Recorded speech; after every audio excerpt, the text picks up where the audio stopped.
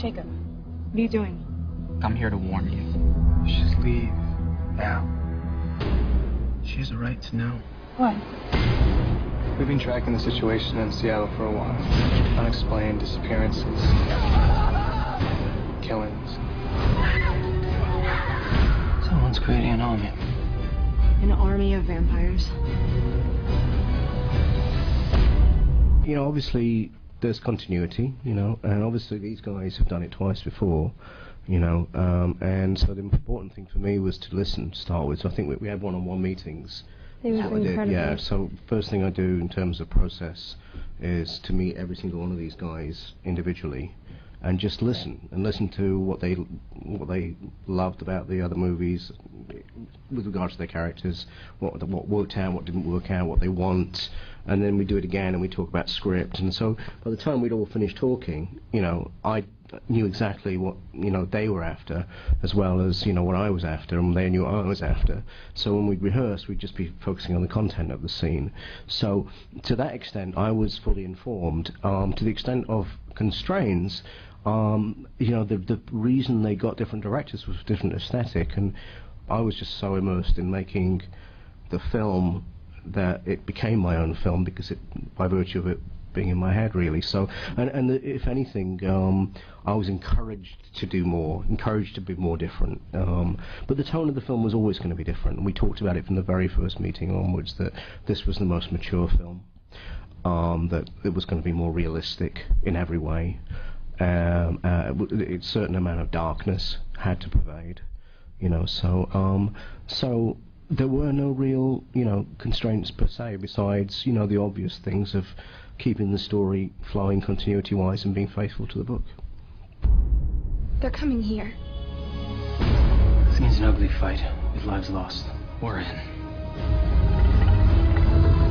As long as we get to kill some vampires. I don't think any of us could have predicted, you know, how big this would have become. I certainly understand why it has, because the book series is incredible and it kind of, you know, takes you into this whole other world. But I think at the time when we were doing Twilight, it was kind of, you know, it really had this independent feel to it, and I think we were just happy to be working on a project. And yeah, and I think each time, you know, we're very pleasantly surprised with, you know, just how passionate the fans are, and how excited they get over this. And you tend to fall in love with your characters, which is really unique. I mean, for myself, I love Emmett, and I love playing him, and it's going to be sad when you close a chapter to this book, because it's been a huge part of our lives, this family, and, you know, just building this, you know, this family unit on and off set. But it's really a blessing to be a part of a franchise that allows you to continue on to do the sequel and to make the third book into a movie. And Eclipse was my favorite book to read out of the series. I'm really impressed with the action and the mix between the love stories. And I haven't seen the movie yet, and I can't wait to see it tonight. But it's really exciting to finish something off like this. Well, I was hopeful, you know, when we made the first movie that we would make it to the third. Otherwise, I feel like I couldn't really, like, justify my behavior. And also, you know, Stephanie wrote these, like, really complex, dynamic characters, and sometimes I think all of us can agree that, like, you know, the Cullen family, that you don't really have the opportunity to show that, and so you want to make, like, the most out of every moment that you have, and you're, like, overthinking everything, every glance, every smile, or in my case, every nasty look. So yeah, I was really happy to have that opportunity.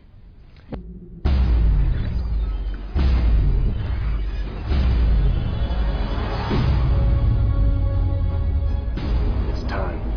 Yes, it is. You know, it's a love story. At the root of every great story, it's a love story. I don't think there's definitely elements of fantasy within the werewolves and shapeshifters and vampires, but at the end of the day, it's grounded in reality, and it's because it's a love story. And I think everyone can relate to that. They know how it is to feel unrequited love, jealousy, revenge, loyalty, having to make choices, and I think this film definitely covers all that. Yeah, it's a true love story, which is lovely. I mean, these days we live in such ironic times in terms of media coverage and the way that people write scripts and write dialogue and what journalists write. Irony is such part of the zeitgeist now. To find something which is so unapologetically a true love story is so rare, and it's nice, you know. And you know, and here it is, the true love story, and the vengeance and everything is saying orbits around it, but it wears it on its sleeve, and I think that it's culturally quite healthy, you know, to see true love as quite a nice thing and not to get all angsty. And at the same time, I do also believe that what Stephanie's done with the vampire is somewhat institutionalized it, made it acceptable, given it a family, made it nice, made it somewhat a cipher for something very pure. But at the same time, there's a dangerousness, because at the end of the day, he's a carnivore. At the end of the day, he goes out into the woods and he rips bears apart and drinks their blood, you know. As do all these guys. They go out and tear mountain lions to pieces. So there's a kind of sexy dangerousness to it, but it's taking the unattainably dangerous and making it lovable. And I think those two things together are really attractive, you know.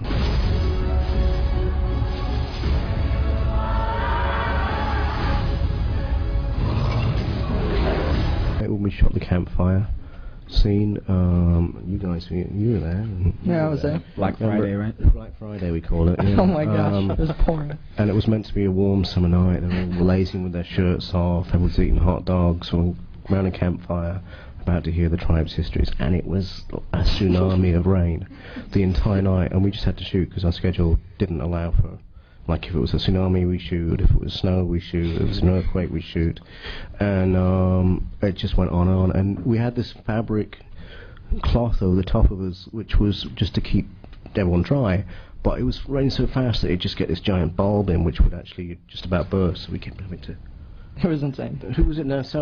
Weren't you standing in exactly the place? Yeah. After a while, communication, when it gets to about 5 in the morning, everybody goes, yeah, and so he ended up stood where we poured it all out. Yeah. And I wasn't sure if I was more upset about the fact that it was freezing water or the fact that my abs washed off. Fine balance, yeah. Good answer. Excellent. I raise my glass to you. Very excellent answer.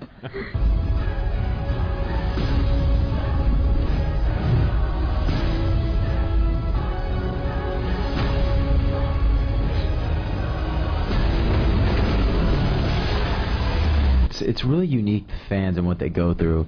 And I remember one fan, we're doing autograph signings because we have amazing fans who actually want our autographs, which is quite a unique place to be in.